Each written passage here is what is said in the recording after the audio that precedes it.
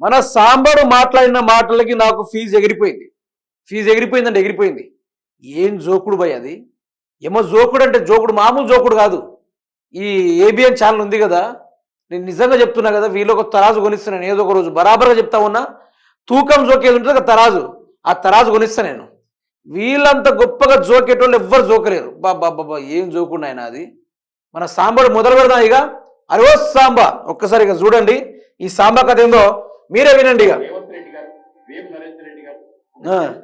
చరిత్రకారుల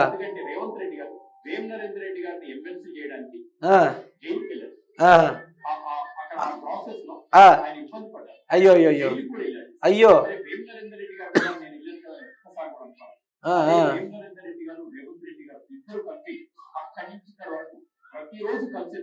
అయ్యో బాబా అంటే ఈ గోస. అదే అదే అదే సాంబడు సాంబడు అది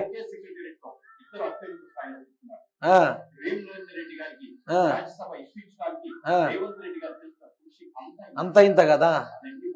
అవును బా, అది great, super, excellent, marvellous. Sambadu చెప్పిన మాటలు అంటే నాకు చాలా నచ్చినాయి. అంటే వేమనరేందర్ రెడ్డి ఎమ్మెల్సీని చేయాలని రేవంత్ రెడ్డి చేస్తున్న ప్రయత్నంలో అక్కడ కొంచెం ఇబ్బంది జరిగిందట. కొంచెమే ఇబ్బంది జరిగితే రేవంత్ రెడ్డి జైలుకు పోవాల్సి వచ్చిందట. వాళ్ళ చరిత్ర చెప్పరని వాళ్ళ చరిత్ర ఏం చెప్తుంది వినండి. ఆనాడు గాంధీ గారు అహింస మార్గాన్ని ఎంచుకున్నప్పుడు హింస వద్దు అహింస, ఈ చెంప మీద కొడితే ఈ చెంప చూపెట్టాలన్నప్పుడు ఆ చెంప కాన్సెప్ట్ ఇచ్చింది కూడా రేవంత్ రెడ్డి మాత్రమే. ఇప్పుడు బాబు గారి యొక్క ఏదైతే కప్పుకున్న తాను శాల్వా అయితే ఉందో అది పడిపోతా ఉంటే తీసి తన భుజాల మీద వేసింది వేమనరేందర్ రెడ్డి గారే. ఇలా చరిత్ర చెప్తా వినండి.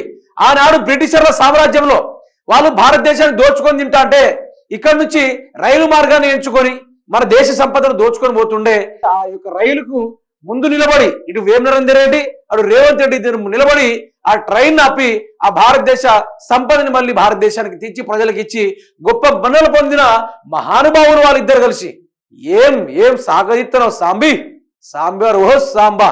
ఇట్లాంటి ఏబిఎన్ ఛానల్ వాళ్ళు జోకుట్ల బరాబర్ ఉంటారు. అందుకనే మీ అందరికీ చెప్తా ఉన్నా, ఏనాడైనా మీకు సాంబడు కనిపిస్తే ఓ తరాజు ఇచ్చేయండి. మాటలతో ఏం చెప్తారు సార్, కింద 2 తరాజు సరిగ్గా పెట్టేసి ఇట్లా జోకండి బరాబర్ సెట్ అయిపోతుంది అని మీరు తరాజులు ఇచ్చేయండి. మన ఆఫీస్ తరపు నుంచి మన ఛానల్ నుంచి కూడా మనం ఇచ్చే కార్యక్రమాలు చేద్దాం.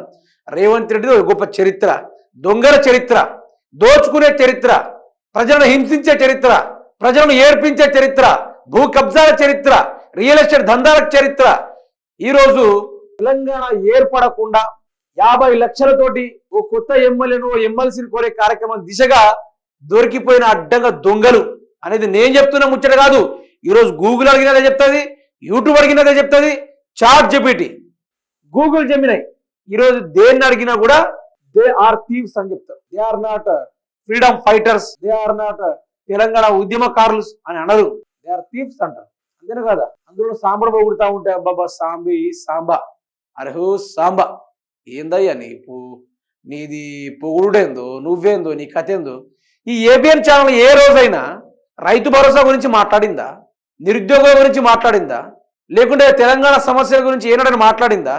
దొంగలనేమో ఈ రేంజ్లో చూపెడుతున్నారు. ఈ రేంజ్లో వాళ్ళదే చరిత్ర ఉందట. ఏం చరిత్ర ఉంది? 50 లక్షలతో అడ్డంగా దొరికిపోయారు కదా దొంగలు. లెక్క చిప్పకుడి తినొచ్చిర్రు పోయి ఎక్కడ తిహార్ జైల్లో ఎమ్మెల్సీ చేయడానికి అక్కడ ఏదో చిన్న పొరపాటు జరిగిందట. పొరపాటు చిన్న బాబా మీలాంటి వాళ్ళు ఉండాలి. నేను చెప్తున్నా కదా, మీలాంటి ఉండాలి. తెలంగాణ సర్వం సంకనాకి పోద్ది, సర్వం సంకనాకి పోద్ది. ఇక్కడ తెలియనాడు ఏమనుకుంటాడు, నిజమే కావచ్చు, రేవంత్ రెడ్డి పెద్ద గొప్పోడు కావచ్చు, అట్లా అనుకుని ఇంకోసారి ఓటు గుద్ది తెలంగాణ రాష్ట్ర ప్రజల భవిష్యత్తు సర్వమాగం. చెప్పాల్సిన అవసరమే లేదు. ఏముంది, ఏం లాభం మీ వల్ల? ఏబిఎన్ ఛానల్ దేనికోసము? ఏం జోకుడు నాయన మాకు అర్థం కావట్లేదు. వాళ్ళిద్దరు కలిసి ఏడిచారట. అబ్బాబ్బా నీ జోకుడు పాడగాను. ఆయనతో గొప్ప చరిత్ర, నువ్వు వాల్మీకివి. వాళ్ళు ఇబ్బంది పడతాను నువ్వు చూసుకుంటా ఊరుకుంటలేవు. అందుకని నీకు నొచ్చాంది, కడుపులు ఎక్కడో తినే నొప్పి.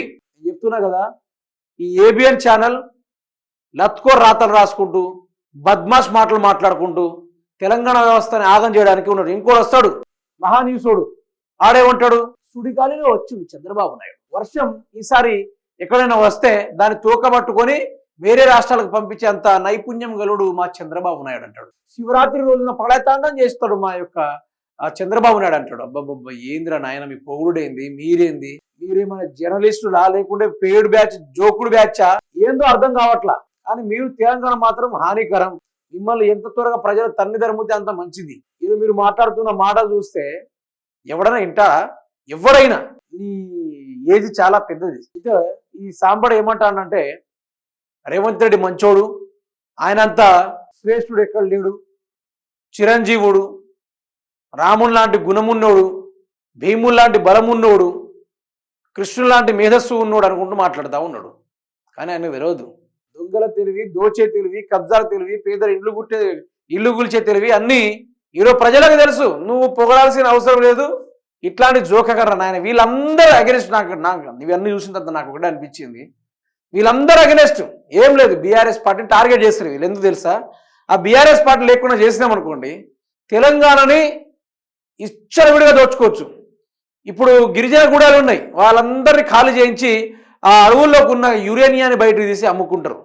తర్వాత నరేంద్ర మోడీ కంపెనీని, అదాని కంపెనీని అన్ని తీసుకొచ్చి తెలంగాణ రాష్ట్రంలో ఎస్టాబ్లిష్ చేసి విషవాయువుని వాళ్ళు బయటకు తీసే కార్యక్రమాలు చేస్తారు. తెలంగాణలో ఇంటి మీదకి వచ్చి దౌర్జన్యం చేసి మరి నీ ఇల్లు కూర్చి నీ ల్యాండ్ లాక్కుంటారు. ఇవన్నీ జరగకుండా ఉండాలంటే బీఆర్ఎస్ పార్టీ ఉండాలి. అది ఉంది కాబట్టి ఈరోజు అంతో కొంత ఆగుతుంది, అంతో కొంత భయంతో ఉండరు.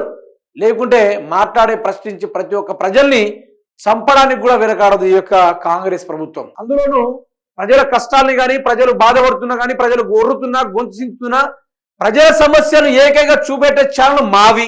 తెలంగాణ గొంతుగా పనిచేస్తున్న కొన్ని ఛానల్ మావి. మేము గుండె మీద చేసుకొని చెప్తాం, మేము బాధ్యతగా తెలంగాణ కోసం కొట్లాడుతున్నామని. కానీ వీడు ఎవరి కోసం కొట్లాడుతున్నారు? వీళ్ళు ఏమి ఆంధ్ర పెట్టడం తెలంగాణ మీద రావడానికి. మరి మన తెలంగాణలో సోయి లేదా? మన తెలంగాణలో బుద్ధి లేదా? మరి ఇట్లాంటి గాడుగా ముచ్చట్లు ఎట్లా నమ్ముతారు? ఏ విధంగా నమ్ముతారు? వీళ్ళందరూ కలిసి తెలంగాణ వ్యవస్థని అమ్మేద్దామని చూస్తూ ఉన్నారు. నేను చెప్తున్నా కదా, రేవంత్ రెడ్డి ఉపేందర్ సినిమా అంటోడు. ఒక్క రాత్రికి సీఎం చేస్తే రాష్ట్రాన్ని అమ్మేద్దాం, ఒక సీఎంకి రాష్ట్రం అమ్మే అర్హత ఉండదా అంటాడు. మనోడు కూడా అంతే. అందుకనే తెలంగాణలో బీజేపీ, కాంగ్రెస్, టీడీపీ ఉన్నన్ని రోజులు ప్రజలు బాగుపడని ఇయర్ కూడా వాళ్ళందరూ కలిసి దోచుకుంటారు, స్మూత్గా దోచుకుంటారు. అలా ఉంది వీళ్ళ తీరు. అందులో మన సాంబడు చెప్పిన ముచ్చట్లు వింటే మరీ ఘోరం అబ్బా, ఘోరాతి ఘోరం.